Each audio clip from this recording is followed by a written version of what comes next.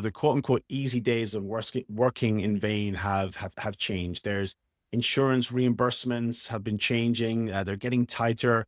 There's a lot more competition and competitors are entering in the market from different positions essentially.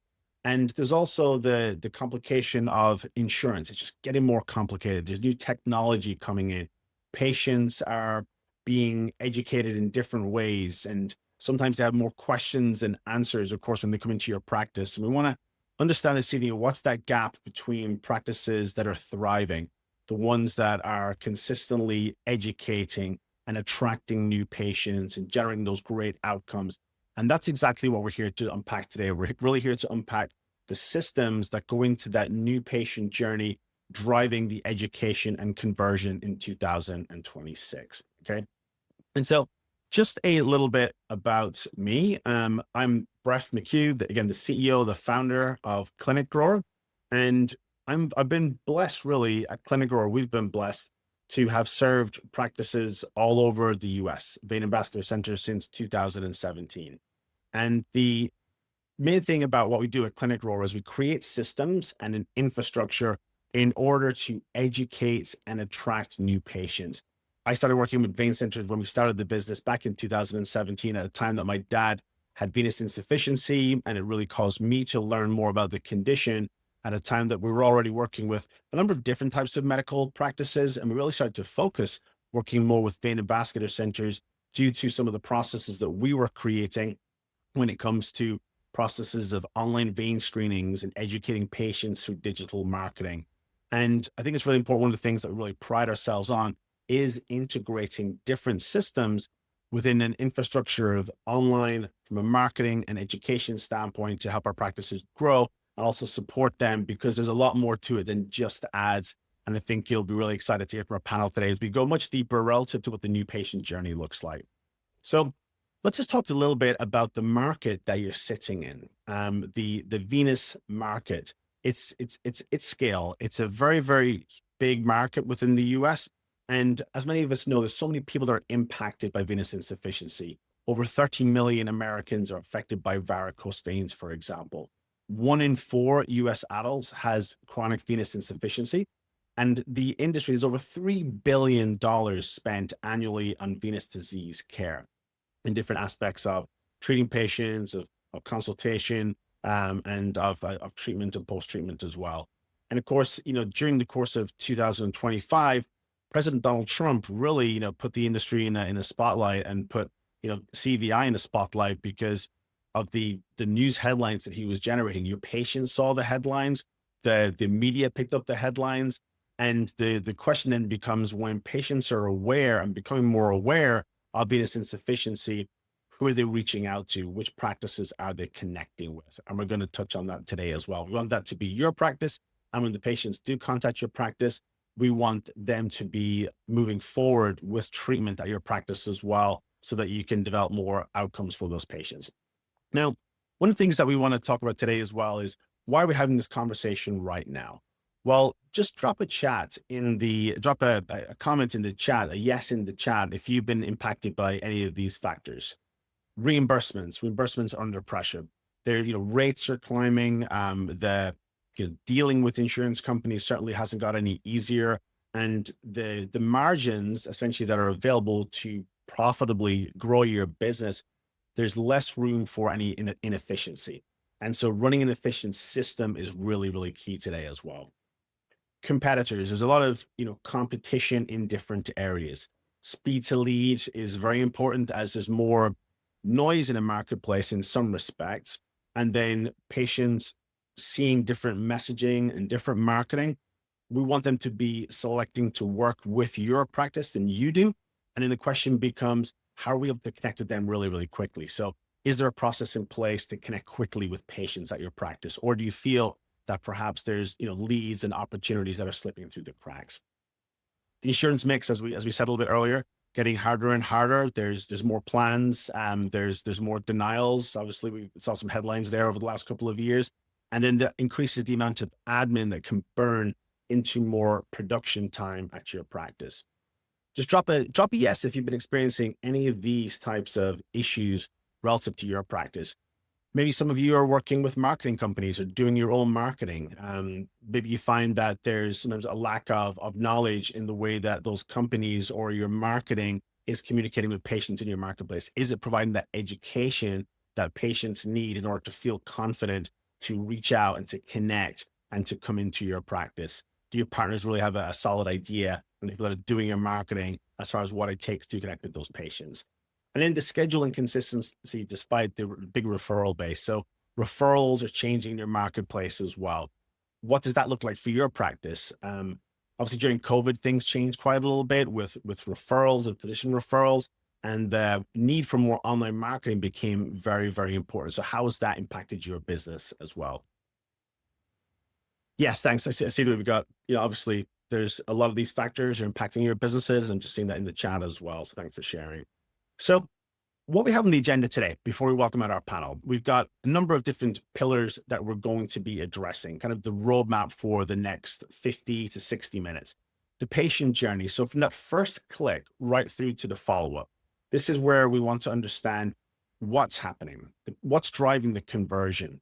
When a patient is showing their interest, there's so many different stages of that interaction that patient is having, and we want to understand what is giving them building trust to make a decision to move forward to solve that problem, and what is maybe giving them doubt that they'll wait or cancel, or maybe just you won't hear from them again. So we understand what those factors are, where teams get stuck. Our panel, I'm excited for you to meet them in just a minute. They've been growing businesses for many years, some for decades. And we want to find out where teams are getting stuck. You'll have the opportunity to ask questions and to learn from our panel in just a few minutes. And of course, we're going to be doing our live Q&A towards the end as well. Okay. So with that being said, we're going to meet our panel here. We're going to first of all meet Bertrand Ebang is going to be joining us. And Bert is based out of Houston. He works across the US. Bert is a registered, an RBT, highly experienced registered vascular technologist, sonographer, Hi, everyone. specializing in vascular imaging. Here's the man himself, Bert. Would love you to provide a quick introduction, and we're going to welcome the rest of the panel that you've been hanging with backstage. All right. Cool. We can indeed. All right. We're going to have Julian on the team. We'll just check in with Bert there. We're also going to welcome out within our panel. I'm very excited to welcome Melyssa Leonard. Melyssa is an elite practice manager. She works with Dr. Lawrence Schmetterer, one of our incredible partner clinics. They're based in Ohio. And Melyssa has really exponentially grown the practice, scaling the practice from when we first met them, from doing under, I think it was about 15 procedures. Melyssa will correct me if I'm wrong, to typically over 150 most months. And she really has dialed in that new patient journey. I'm excited for you to hear from her today as well. We're going to welcome Melyssa here in just a moment. We're also going to be welcoming Dr. Gary Nackman. Melyssa, you're here. Could you say a quick hello, Melyssa? Are you able to hear? Hello. Thank you. Melyssa, the panel's going to have a couple of questions for you in just a minute. We're also going to welcome Dr. Gary Nackman from New Jersey Vein Care, from NJ Vein Care and Aesthetic Center.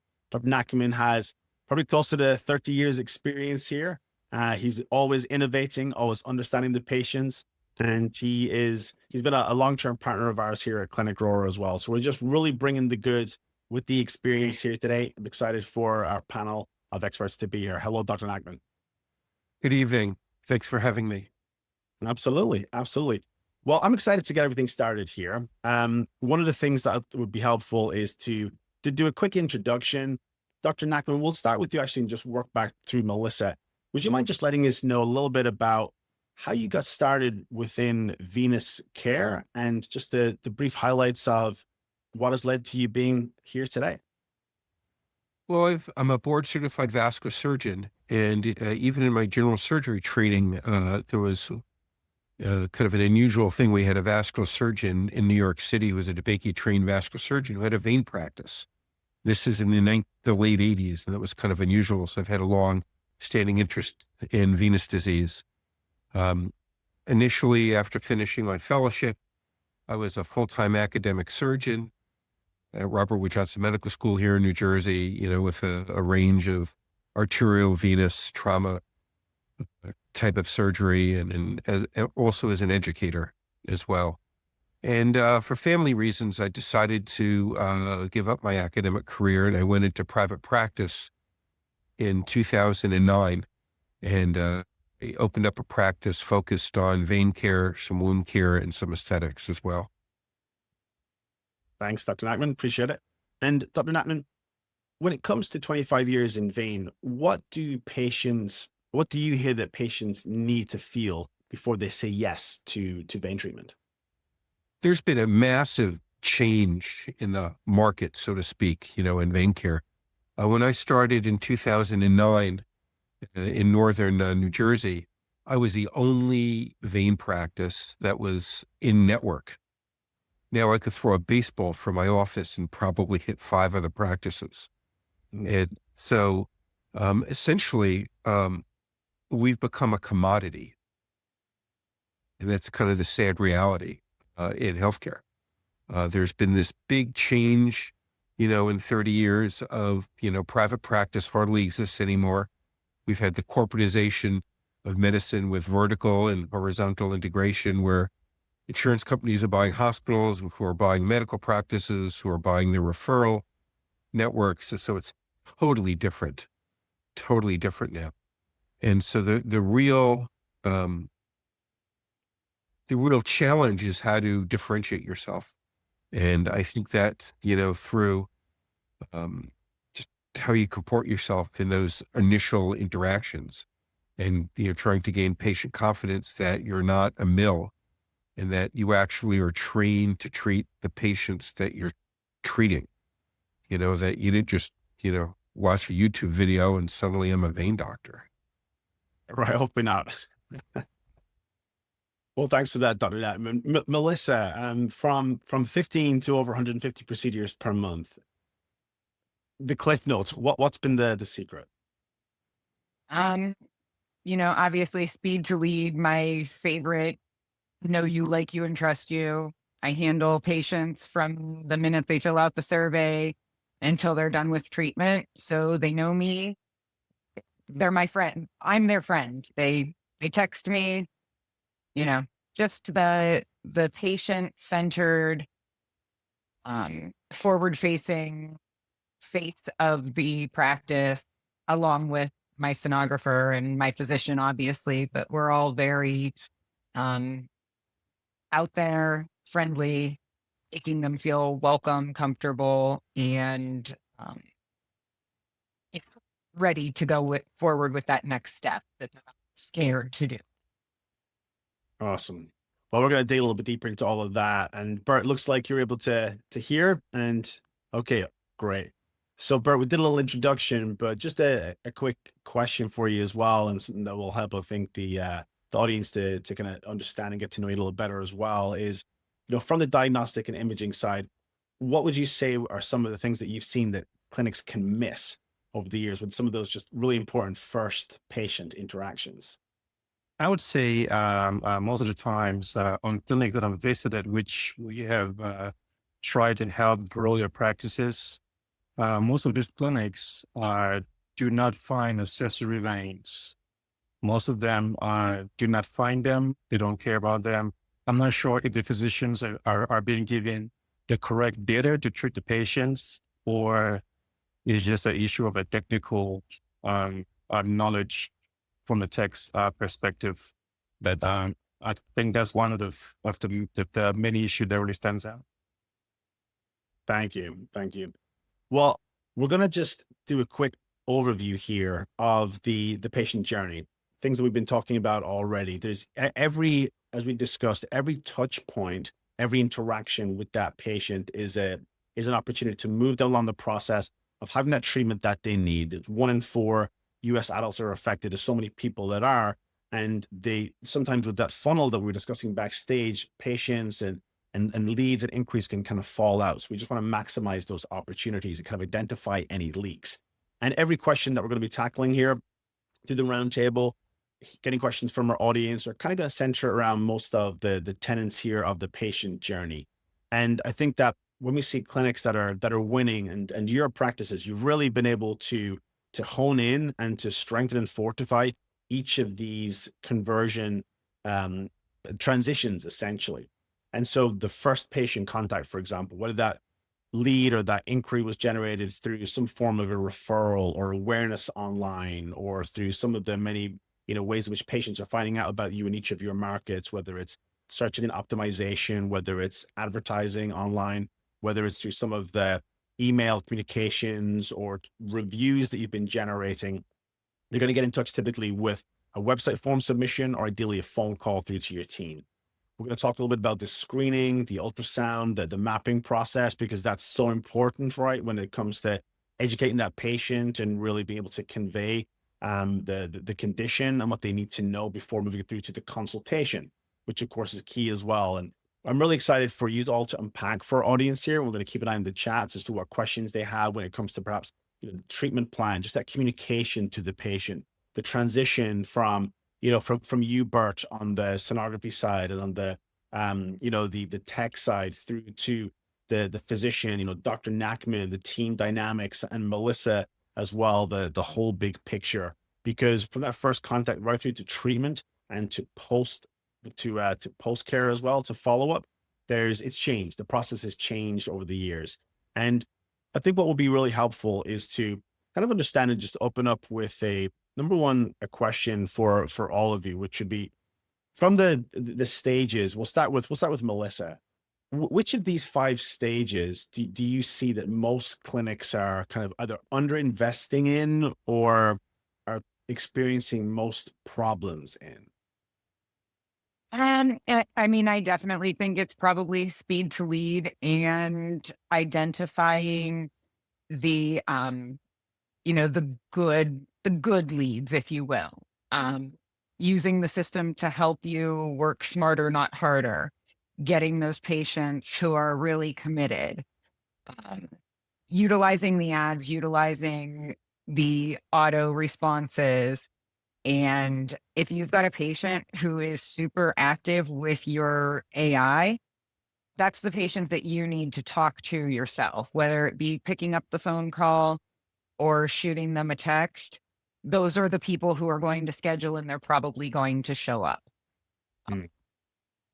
Just most importantly, getting them through the door sooner than later. I have patients call and they say, well, can I make an appointment?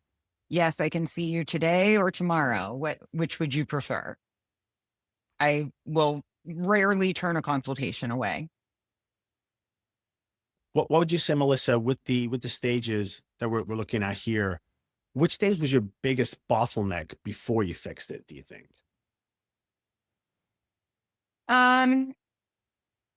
Probably the first contact, the people making the phone call, even knowing what was going on. You have so many primary care physicians don't refer for venous insufficiency. It takes people getting on the internet and searching and saying, why are my legs heavy, or why can I not sleep at night? It's definitely far more than your big bulging varicose veins that your grandmother had. They start researching, and until you put yourself out there, then let them know who you are and what you treat. They just don't even know it exists. They think they have to live like that. Mm. Dr. Nackman, just on that first contact, that web phone inquiry, that initial getting the conversation, what has been really helpful and pivotal for you as you've been growing your business and your practice? I think it's very important to make that first contact. I like that expression, speed to lead, because if somebody is on their phone, typically they're looking at a whole bunch of ads and they contact you. And if you don't respond within the first 30 seconds to a minute, they're contacting another group, clicking on another ad. And so it's capturing those initial contacts and then responding to them in some intelligent fashion that gives them the impression that, we care about you. We're here to fix the problem you have. Has there been any particular, because you've been in practice for 25 years, was there any particular bottleneck that you saw that needed to get fixed when it came to just that initial contact, that awareness? Educating staff in Mm. terms of how to handle the leads. If you don't have the right staff that buy into the program, it's not going to work. What was that evolution like for you then with getting the buy-in from staff? Can you talk a little bit about that? Um, so before I was involved with you folks, we were using basically a CRM, a database, for generating leads. It was mostly on the aesthetic side as we were growing the aesthetic side. And this was pre-COVID, and I actually had a couple estheticians who were working in my office, and they were supposed to be, motivated people who were going to, work, these leads, and it was financially advantageous for them to do so. And one did, and the other one just couldn't be bothered, and was complaining that her practice wasn't growing. And so providing these tools, and they just really, I think, were not technology comfortable. And so it actually took personnel changes. Mm. Yeah, yeah. We know that, technology is there, there's automation, ads are important, but each of you, your teams, and I know personally that you've invested in that. It is important to have when someone is laying it up, that the team is there to basically to help to slam it down as well. So thanks for that, Dr. Nackman. Bert, what would you share just on that with your experience with that patient who's received a first contact, and ways in which that first contact has changed over the years? Well, I think it's worth to note that we are maybe the first clinician in some clinics to get the first contact with the patient, and it's really important. And on our standpoint, we try to connect with the patient, and different insurances have different requirements and different sizes of veins that we have to submit. So knowing how to scan, or how to find the reflux, or when to stand the patients up, or how to use reverse Trendelenburg, when scanning, to get this data for your physician. Because sometimes you can really have a patient come in, they have the symptoms, but a better technician cannot really correlate that clinically. And so the physician wouldn't really have nothing else to do but just bringing a patient back with the same complaints. So knowing what procedure to do, how to scan them, how to make them feel ease, talk them down, explain to them what you're doing, and explain to them, that we're. Yeah. Yeah. And I think and we're going to maybe move along, talk about the screening in a bit more detail here. But one of the things that I found for each of your practices, for, I think for all of you, actually, there was some form of online patient education that you were doing a number of years ago, but it perhaps wasn't just integrated. There wasn't appropriate education to really let the patient know more about, number one, the communicating correctly as far as the characteristics, the symptoms. So when it coming to those initial web forms or phone calls, and just driving that consistent education to get more and more people interested, one of the things that we set up for each of you was that ad network, or creating content on your websites for people that are looking for varicose vein treatment, for those types of things, or being educated with ads on Instagram or Facebook or Google in some cases as well. And then, as we've been talking here, connecting that, yes, automation is very helpful in order to make sure that patient does get a form of contact through either an email or a text message. But really importantly, and as Dr. Nackman and Melyssa touched on, is, having the team really bought in and able to take that baton and run with it from that first contact. Now, Bert, we'd love to, while you've been on stage, to, if you wouldn't mind breaking down just some of the techniques that you've used when it comes to that initial evaluation or screening with patients to really win their trust, because that's been a major lever. I feel that, I've seen you and obviously another panelist here as well, to be able to use to gain that trust for a patient that may have seen an ad online. Maybe they weren't referred by a physician, but using that initial mapping, that screening to help get that patient into the practice? Well, I think in the clinics that I cover, they do have, some of them have like an iPad with a video of like a vein screening, just to highlight, all the vein symptoms and some pictures, and patients really identify with all those images they see, and the different classifications under that, they see that. And we just go from that. Like we as a tech just try to relate to the patient, talk to them, get to know them, get to understand them. Of course, this doesn't go in our report, but just knowing what severity of symptoms they have kind of makes us kind of try harder in getting the reflux to correlate with the symptoms. I think that's what I can add. Yeah. Awesome. And Dr. Nackman, yes, please. So I was trained as an ultrasound tech when I was a fellow at Dartmouth. We were doing roulette DVT studies, and lo and behold, it became very useful. I have trained techs for one of the local schools here in New Jersey. And actually, I frequently do studies myself. I can do them pretty quickly. And so it's part of my time I spend with the patient. If I have that time, you're bonding with them, and it helps with procedure planning. But, what I always tell my ultrasound tech students is look at the leg, look at the veins. And if you see a cluster of veins, there has to be an explanation for it. And they go find that accessory vein, where it's coming from. And you can really increase, the quality of the scanning by doing that. And clearly, no study is truly negative unless they do the study standing. And that's a very important thing for people to know. Thank you for sharing that. That's awesome. Melyssa, any other comments on that, the initial, the screening or the ultrasound mapping part of the process at your clinic? Absolutely. Very much like Bert said, our sonographers have to be just as much a part of the marketing team as Dr. Schmetter and myself. We are all selling ourselves and our practice and our services to patients.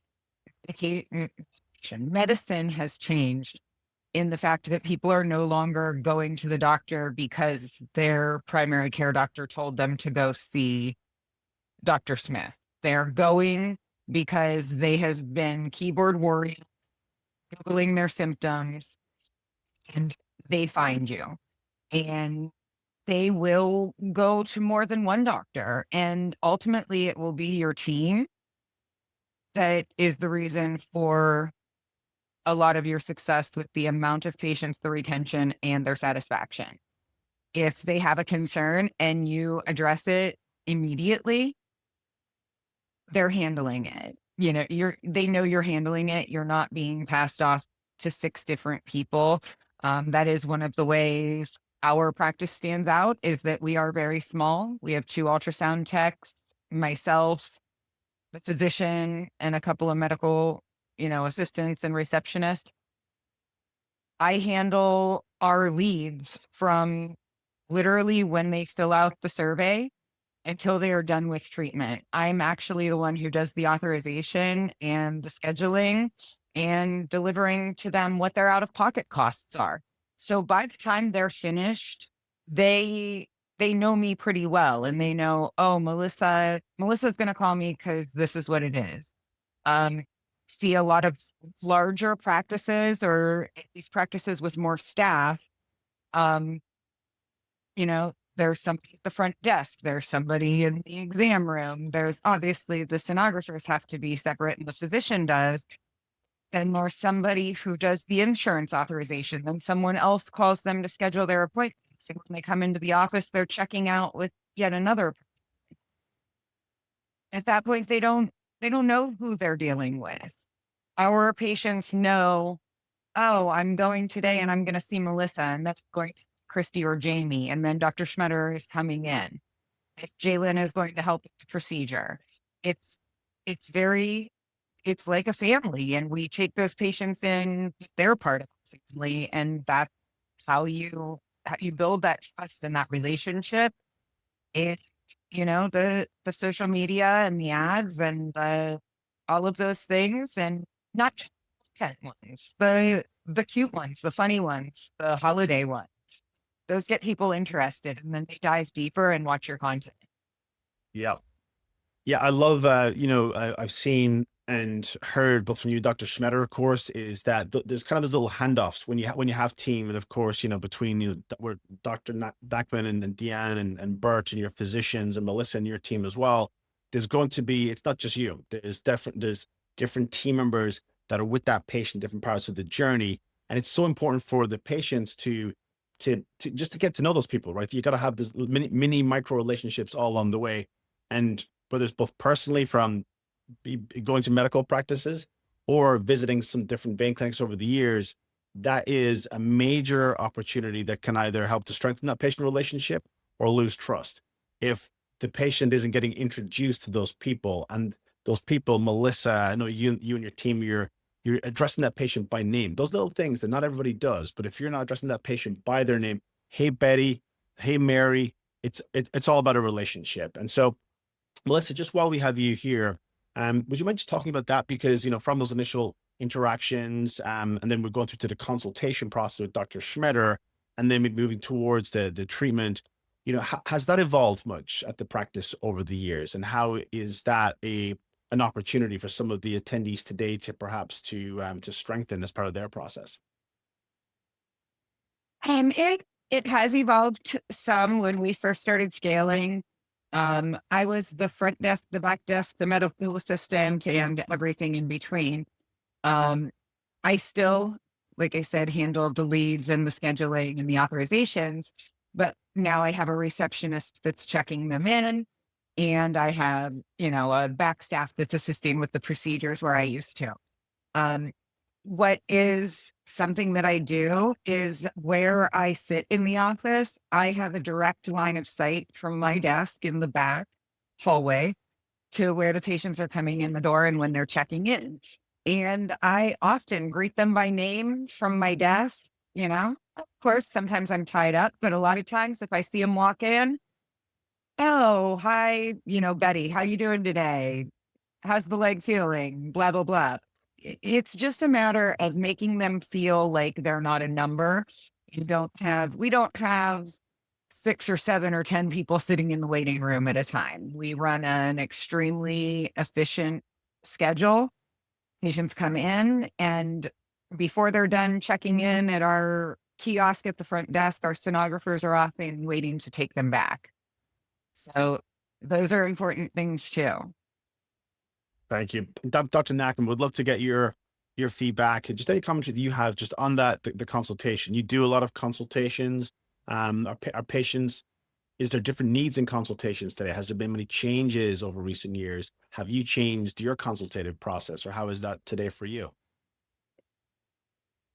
I think there's a greater focus on education for the patient. We have a lot more choices in vein care now than we used to. It used to be, I was trained on how to do a vein stripping, so it was surgery. It wasn't all that complicated. You took the patient, you even admitted them the night before the surgery, gave them a spinal and, ripped out the great saphenous vein. It's totally different now. It takes time, and we have limited time, obviously. So we need to use more tools for educating the patients, whether that's, in-office materials, marketing materials that they're given even before they walk in the door. I mean, our goal is before somebody walks in the door for them to understand the process of what they're going to experience in the office, but also their disease process. And so I think, an educated patient is the best aspect. I mean, when I was part of a big multi-specialty medical group, at the medical school, the patients never knew who they were going to get, when they call a number to make an appointment. Very different now. I don't think patients like that. And I think that's one, good, as Melyssa has very deftly described and turned into practice. That patients need somebody who they know they can call in the practice and get that person and get those questions answered. I think that's really been the biggest change, and really the biggest opportunity for distinguishing yourself. I think when you look at the funnel, where do you lose people the most? I think it's, initially you have your commodity and you have people kicking the tires, and you lose more people before they walk in the door, obviously. But once, a patient walks in the door and they have, an ultrasound and a consult, we try to do both obviously on the same day. I think that's important. When we actually find disease, I think we keep probably 85% of those patients actually through to treatment. And that other 15%, that don't is typically economic. It's the beginning of the year. They have a very high deductible or co-insurance. They can't afford it. They have, it's the rare moment where the patient comes in for themselves. They may be the caregiver for sicker people, in their family, and they don't really view their problem as something too severe. And then, a small percentage of people, are tremendously fearful. And then through the education process, you have to, allay their fears that, this is not your grandmother's vein stripping. It's a very different procedure. Yes. Yes. Great insights there. And perfect, cue really just to talk about the treatment essentially, procedure day. Back when my dad was experiencing venous insufficiency, it was the fear of, no, I don't want to have my legs stripped, and there was a lot of fear about it. But with modern treatments, there's many different options for patients now as well.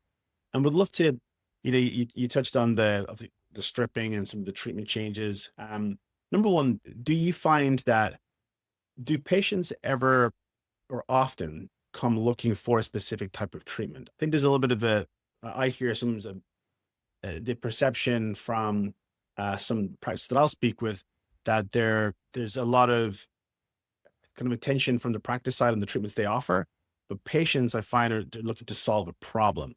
And just very curious to hear about, how that experience has been for you with, you're offering treatments, you have certain treatments that will be the best fit for a patient depending on what they need. But most patients, they're vulnerable. They just want to have that problem solved. I would love to just get your insights on that with the patients that you've seen, Dr. Knack. Yeah, I think in the vein care world, we're lucky that it's not like pharmaceuticals. If somebody goes into their primary care doctor's office with a new diagnosis of hypertension, they know because they saw an ad that this is the best, medication for their hypertension. And that really doesn't exist, that kind of direct marketing to the patients. So I very rarely find a patient who says, I want you to use X to treat my problem. Yeah. And so, the way I explain it to patients, what you want to avoid is the hammer nail phenomena. You don't want to go see a doctor who only has a hammer in his toolbox because he's going to see the whole world as a nail. And I typically, might use 4 or 5 different treatment modalities to treat one patient. And you have to kind of explain to them of why I like, radiofrequency ablation on this vein. I like venous seal in this other vein and Varithena in another. But those varicose veins, I still am going to do a microphlebectomy on surgically, either in the office or surgical center. And explain to them why actual surgery might give them a better result than just injections of those veins. And so it takes some time. Thank you. Bert, on your side, when you're working with patients, what questions are you getting on treatment? What type of questions are patients asking you today? Legally, as technicians, we don't really have to discuss treatments with the patients. We just, focus more on finding the reflux that's there, and then try to bond with the patients. And like Melyssa mentioned before, what little tool that we use is we have this little tab on our EMR, little yellow tab, where we put in some little information about the patient, like say this patient has 3 patients, has 3 kids. One is playing soccer, one is doing this, one is doing that, or she got 4 kids or that. So when next they're coming, like, hey, how's John? How's this? How's soccer? How's that? So just those little things help them bond with us and they kind of take us as family, and we just grow with that. I'm so glad you mentioned that. That's so key. Is number one, knowing your patient, having that conversation, using tools to help with that as well. I think we all, when it's your practice, but also like I think of my family dentist when I go in there. As soon as you walk in, the good ones are asking about that, about the soccer, about the experience, about how old the kids are. But when it comes to the patient, number one, you're having that conversation, and we talk about kind of acknowledging, responding, and pivoting, and you touched on that there when the patient asks about treatment. How are you handling that kind of that acknowledge, respond, pivot, and moving that conversation along? I think it's so important that, and this doesn't happen at every practice, is just having that conversation, having that engagement, winning that trust, and making that patient feel comfortable. Well, from experience, I've been scanning for over 15 years, and I'll tell you, we cannot keep the patient's results about the scan or suggest any treatment form for the patient, but behind our minds, we know what physician orders what or what, but it's not our place to tell the patient. But these conversations we tend to share with the physician, say, hey, this vein is a year big or is that big, maybe he would look at that and make whatever decisions he wants to do. But on a technician standpoint, technically, we don't get into treatment recommendations to the patients.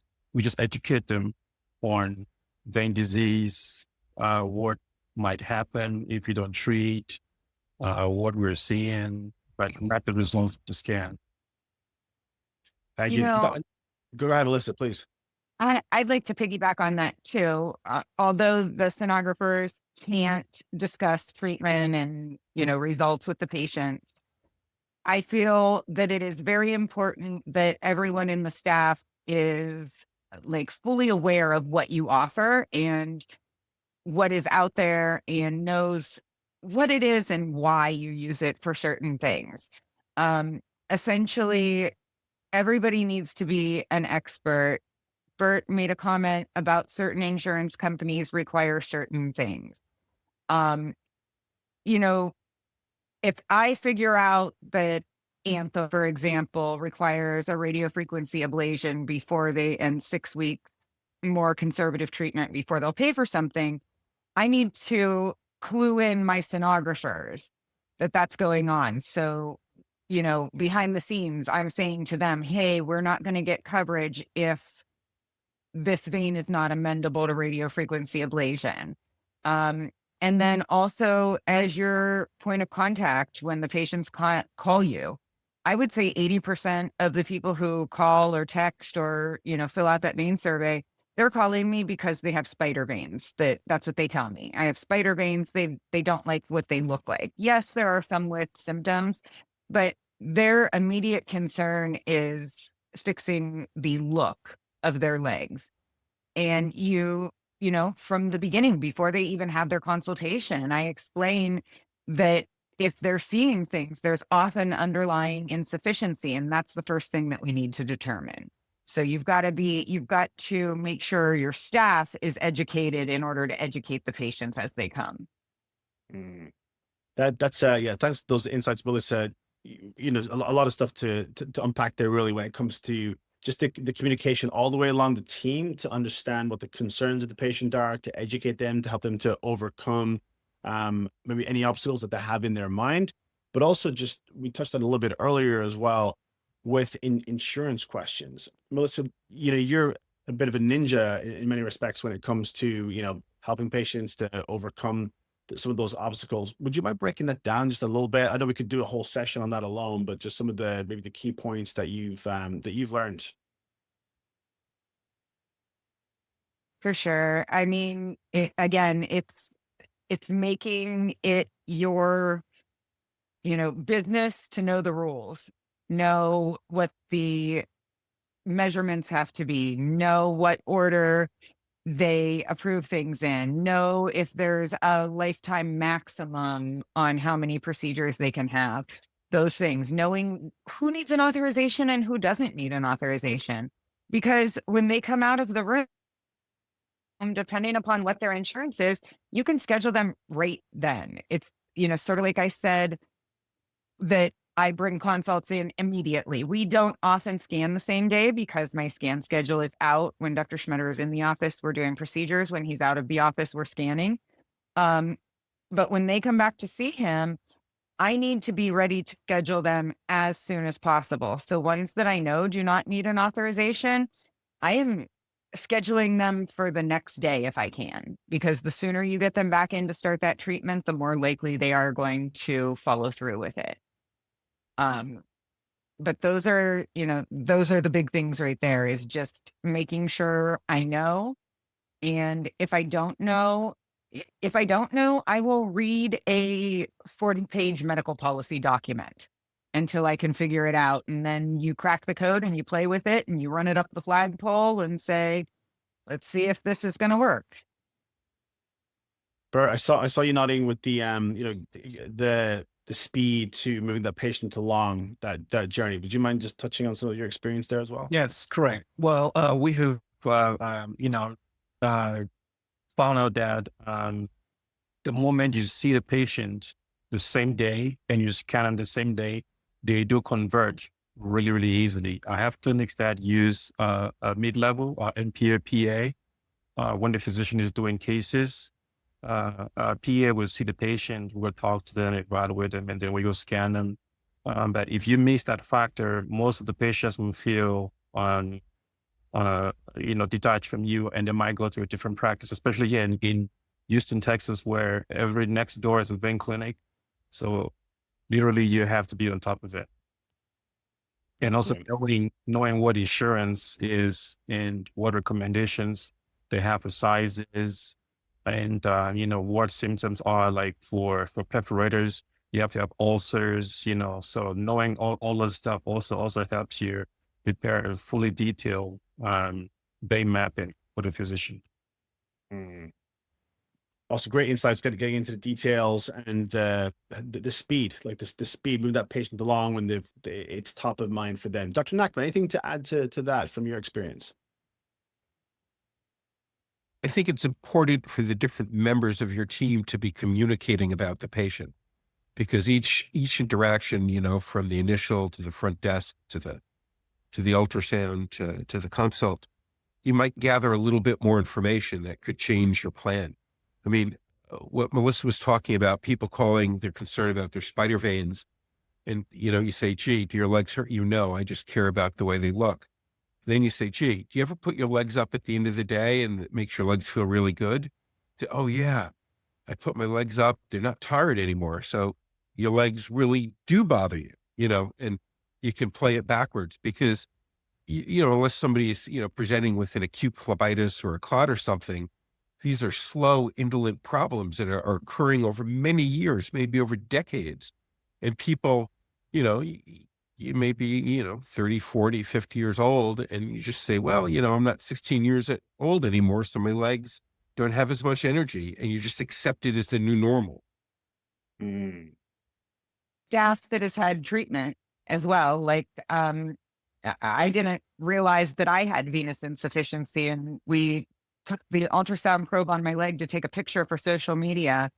And my sonographer said, "Melyssa, do your legs hurt?" And I was like, "I don't know. I'm 40, like probably." And Dr. Schmetter came in and he looked at the screen and he said, "Melyssa, do you have symptoms?" And I said, "Well, now that everybody has told me that I do." So I had mine treated, but I, of course, would never take a spot that, one of our patients needed. So I would jump on the table when we had a cancellation or a no-show. So my right leg was done far before my left leg was done. And I took my dogs for a walk, and it was like 3 miles later. And I called my sonographer and I said, "Justine, now I understand what these patients mean when they say that their legs are heavy. I didn't even know my legs were heavy, but I could run a marathon with my right leg, and I'm dragging my left leg behind me because we haven't done it yet." So that's something I share that story with patients that seem to be a little hesitant.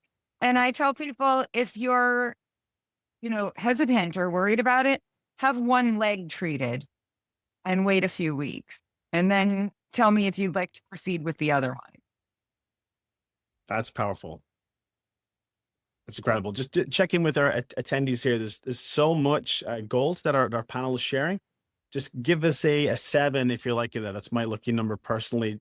Drop a 7 if this is helpful. If there's anything here that you perhaps gained an insight on that you can take to the office on Monday morning that you can use.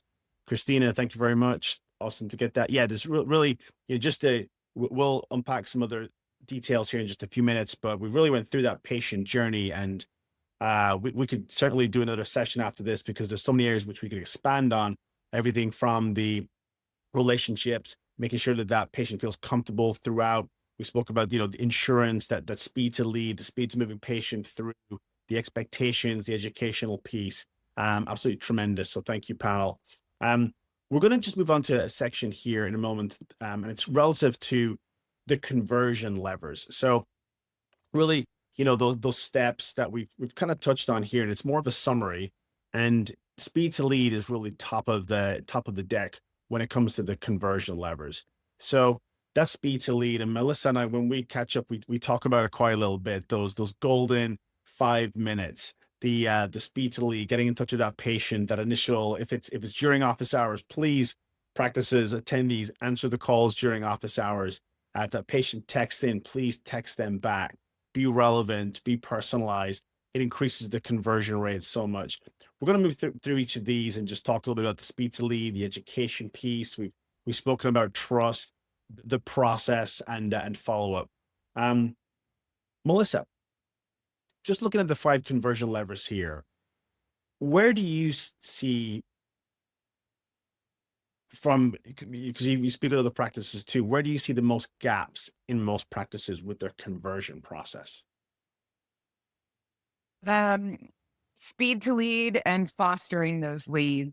I tell people all the time, I've told 2 practices recently, growth doesn't happen Monday through Friday from 9 to 5. Growth happens on a Sunday afternoon. Growth happens at 7 p.m. when people are scrolling on their phones. There was a study, I thought Dr. Schmetterer was crazy, but there was a study. You spend more time with your phone in your hand than you do sleeping in your lifetime. If somebody, I schedule the most of, yes, you answer patients during office hours, but I schedule a ton of new patient consultations by sitting down with my laptop for an hour on a Sunday afternoon.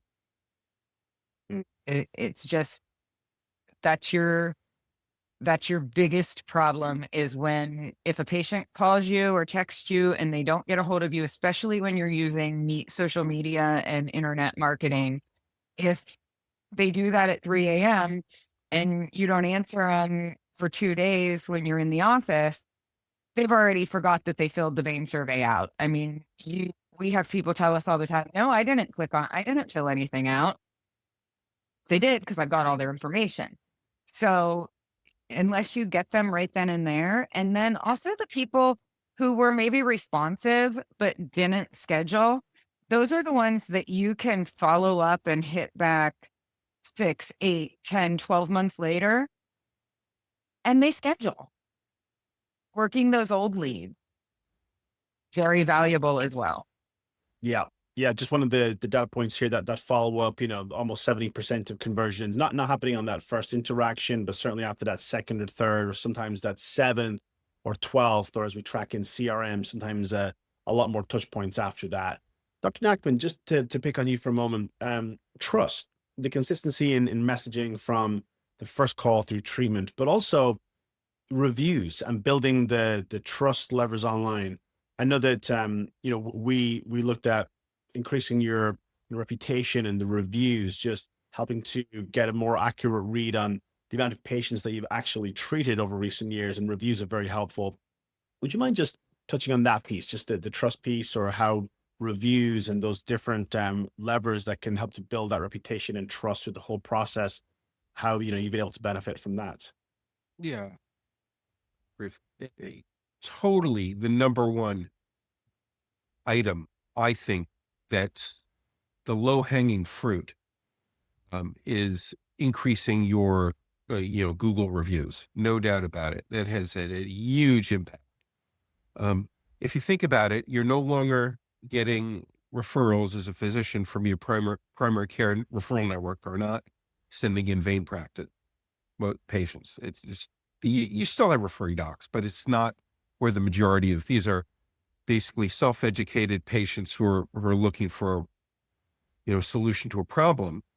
But how do they evaluate the different practices? I mean, different websites and different advertising might give people different feelings about it, but they look at the Google reviews. And I guess there's a lot of marketing data that shows that they need to be current, they need to be plentiful, they need to be specific. And because it's not like their doctor or their sister or their loved one is referring them to you. It's really the only way you can make a positive impression on the patient before they walk in the door.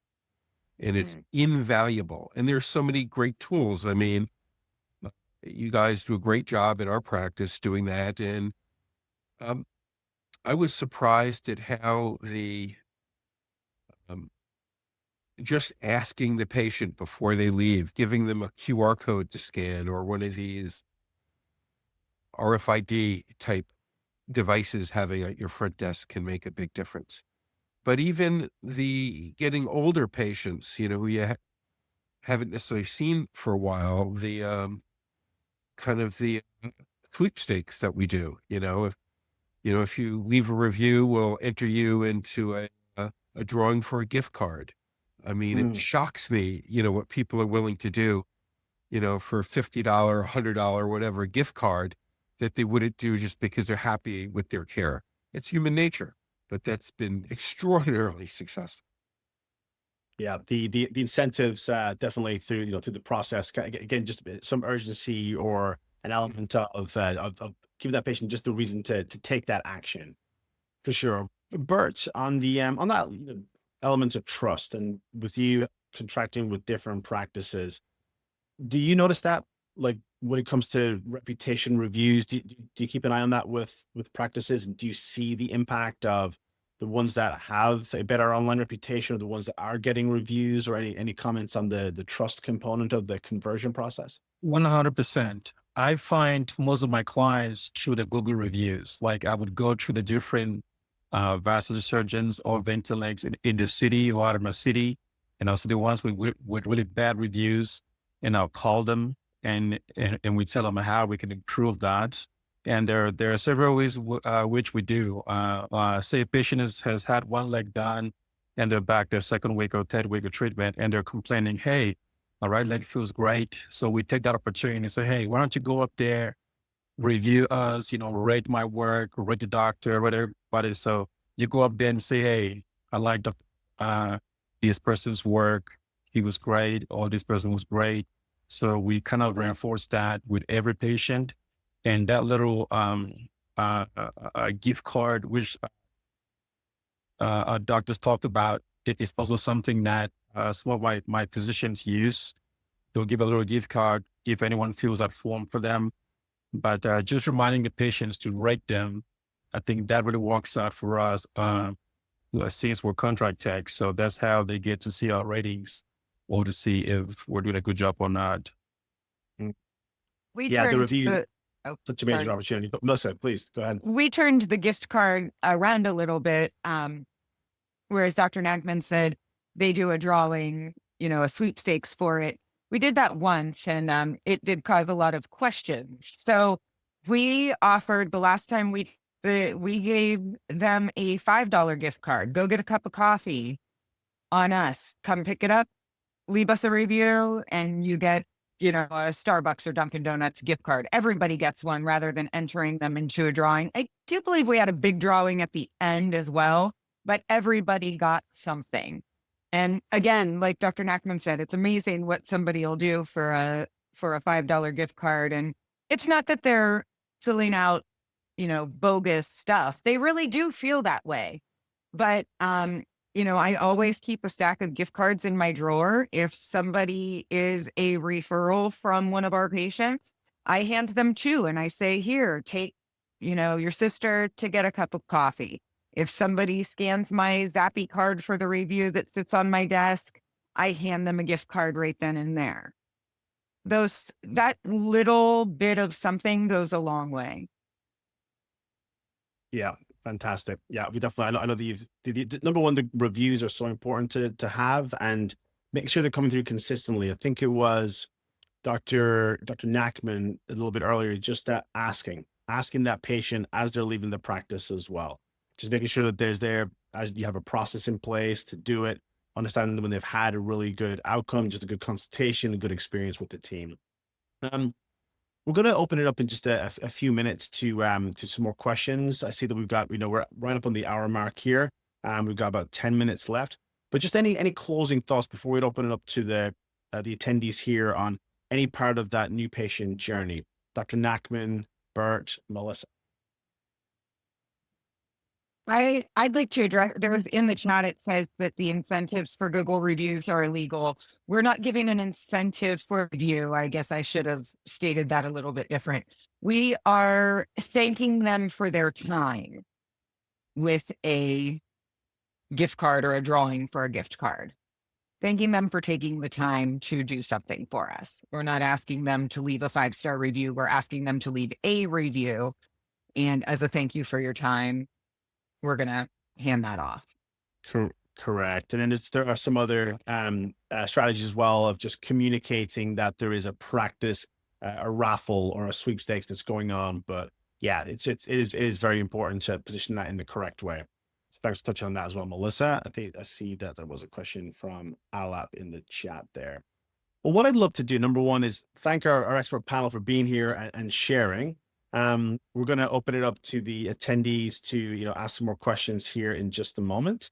I'm also just going to touch on and give everybody the opportunity to, if there's any questions here, or if anybody on the attendee list, or when you're watching the replay here as well, if you'd like to get in touch with us at ClinicGrower, you can go to clinicgrower.com/schedule. We're happy to answer questions relative to the new patient journey and setting up a digital infrastructure.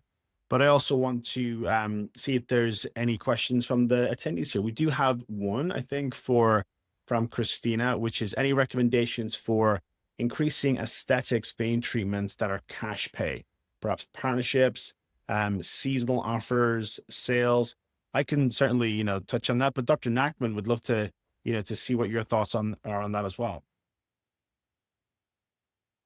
Just make sure your patients know what you can do for them.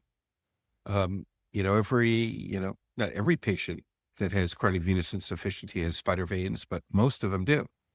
And you just need to take advantage of a captive audience in your office and educate them on your aesthetic services, whether or not it's, a brochure or an iPad tablet or the TV in your waiting room, showing videos of you doing things. And just ask your patient, when we're done with the medical treatment, you could say, well, we're all done with the medical things, but there are things that we can do to improve the aesthetic appearance of your legs. And it's, not covered by insurance, but, and just let them know, what that entails, whether or not you're doing sclerotherapy or laser. Yeah, 100%. I know that you've benefited from that, Dr. Nackman. And it comes down to, number one, awareness, getting the word out there for existing patients, everything that you just said. Also, leveraging that email list, text messaging where appropriate, point to, displays, all those things.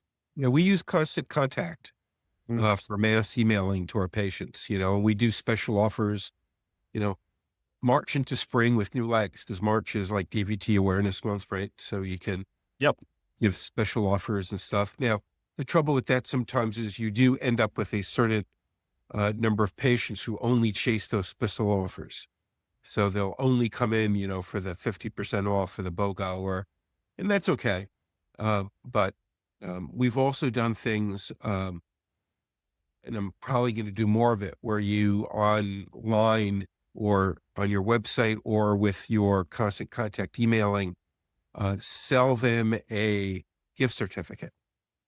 So purchase this $150 gift certificate, able to be used for any aesthetic service for $100.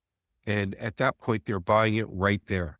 And we use, there are different kind of like online credit card companies that you can use to do things like that. and they can be very effective. And then you have somebody who's already paid you versus making an appointment they may or may not keep. Right. Absolutely. And also just to follow from that as well, some great ideas and strategies there too, is typically for a lot of practices in February and March, we'll do Yeah. a sclerotherapy, a spider Right. vein special a lot of the time as well, with that special offer as well. So Yeah. for an incentive or a discount to take action within a short amount of time. Very, very successful also. So really good question there, Christina. You also mentioned perhaps partnerships, seasonal offer sales. I think that, partnerships, developing those referral relationships. A lot of our panelists here, and a lot of you have seen there's been a swing from referrals to direct to patient, but absolutely having those relationships in the marketplace, local businesses, people in your community, obviously referring physicians as well. Dr. Nackman, would love to hear from you and Melyssa after as well, just on that piece, on developing those relationships and still building those referral and relationships and partnerships.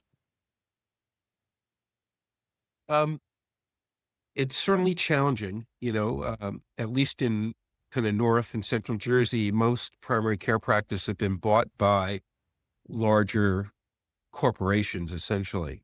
And so you may have developed over many years referring physician network, because your patients basically are the best marketing tool for you. They go to their primary care doctor, says, gee, I had this great experience with Dr. Nackman. So we always send letters to the referring doctors. And so but then they, sell their practice, and maybe the next person, who comes into it doesn't have that relationship with you. And then frequently these larger groups are vertically integrated. They may have their own vein person. And so I don't really spend a whole lot of time worrying about those kind of partnerships from primary care anymore. I'm more interested in people who look at people's legs, like podiatrists, even physical therapists. Yep.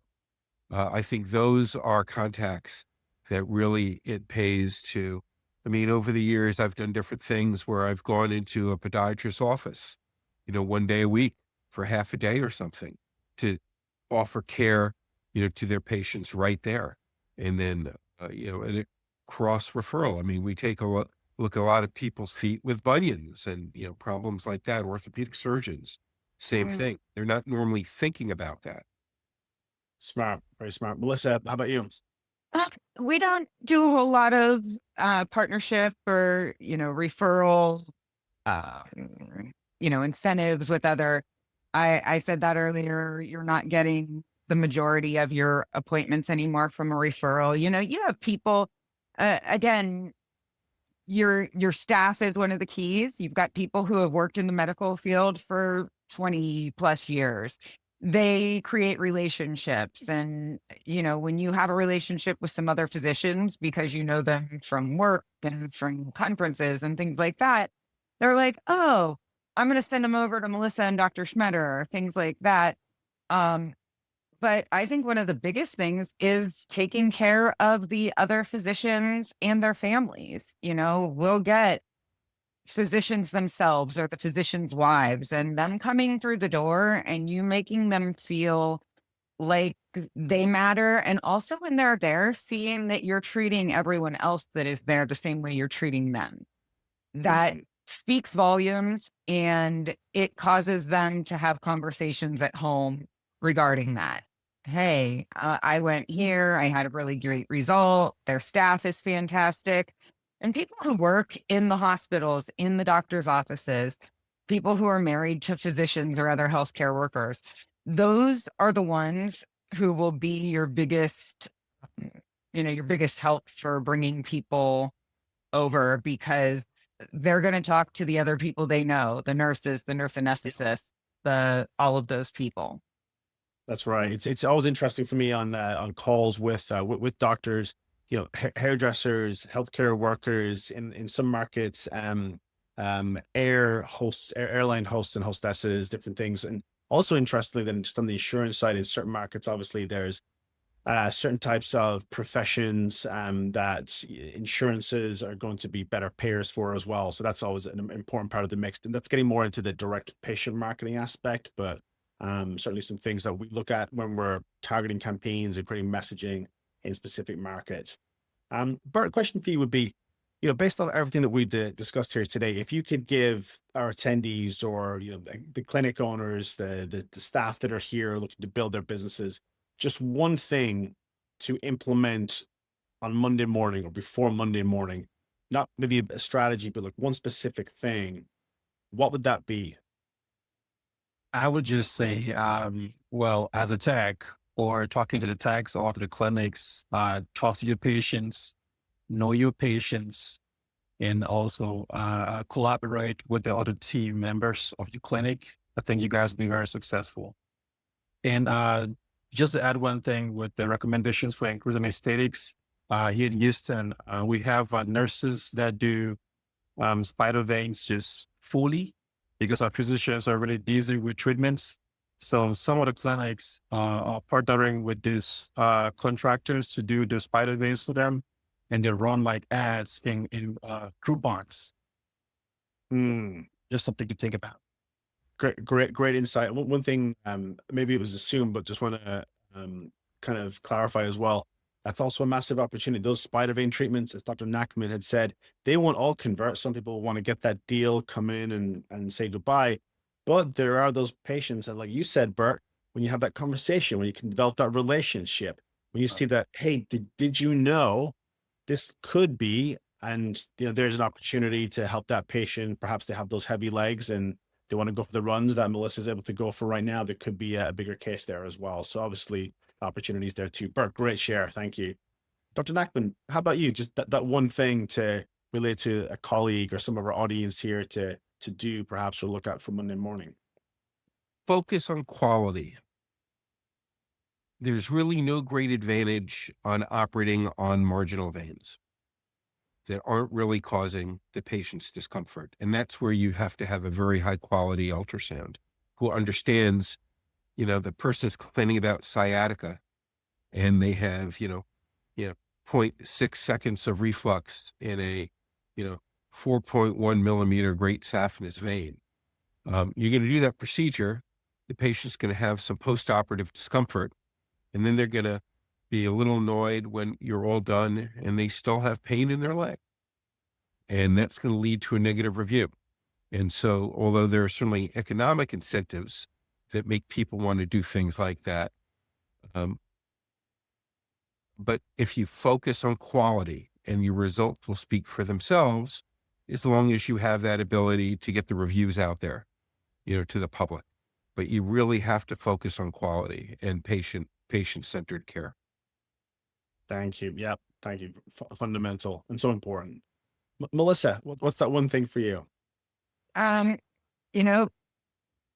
Taking the patient from start to finish, being there for them, your entire staff. And with the aesthetics, we have not done the sclerotherapy for very long, less than a year in our practice. But that ultimately ends up making patients very happy, is taking them from, radiofrequency ablation of their great saphenous vein all the way down to their spider veins. And I would say, while maintaining quality, like Dr. Nackman said, make sure you capitalize on all those from a financial standpoint. Yes, quality, and yes, not treating things that aren't going to work, but also focus on capitalizing on all of the treatments that the patient needs. And that goes with Bert. Find the ultrasound, find the sonographer that really knows what they're doing. And if you feel like they're not finding the insufficiency that you think they should be, then get somebody in there to train them. And those things will all work together to create exponential growth and support. Everybody be an expert and, just have fun with it. And it can grow as much as you want it to if you work the system, the program. I love it.